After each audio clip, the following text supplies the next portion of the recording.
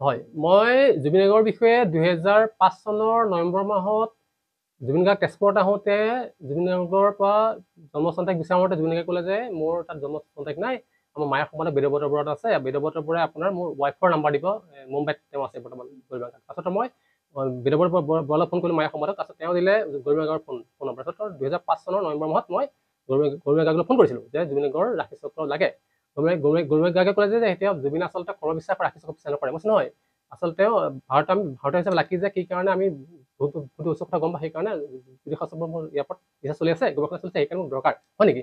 ঠিক আছে, তেওঁ জুবিন গাৰ্গৰ মোৰ জন্মস্থান দিলে।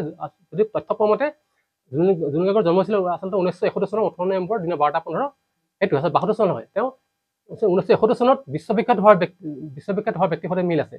যিটো ৰাখি চক্ৰ যিটো মানে আপোনাৰ আমেৰিকাৰ ৰাষ্ট্ৰপতি জৰ্জ বুছ, বাবাৰ অসমৰ ভাৰতবৰ্ষৰ মানে যোগগুৰু বাবা ৰামদেৱ, তৃতীয়জন ব্যক্তি হৈছে মানে জুবিন গাৰ্গ।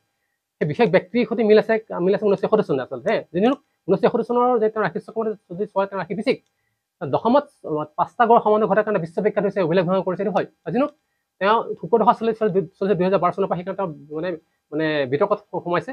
আৰু 2012 চনৰ পৰা তেওঁ মানে কি বিতৰ্কত সোমোৱা তৎসত্বেও তেওঁ নামজোখত মানে অভিলেখ ভংগ কৰিছে নামজোখাই। আৰু যিনো তেওঁ এই বিষয়ে মই 2007 চনত জুবিন গাৰ্গৰ বিষয়ে 2007 চনত 2019 চনত 2022 চনত ছ'চিয়েল মিডিয়াৰ প্ৰিণ্ট মিডিয়া ইলেক্ট্ৰনিক মিডিয়াত মই প্ৰকাশ কৰিছিলোঁ।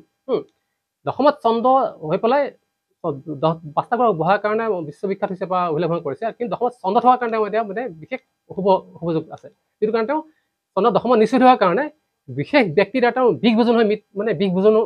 বিভোজন হ'ব লাগে বা মৃত্যু হ'ব লাগে।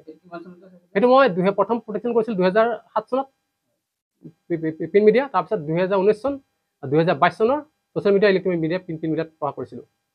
বিশেষ ব্যক্তিৰ দ্বাৰা বিভোজন হৈ আছে।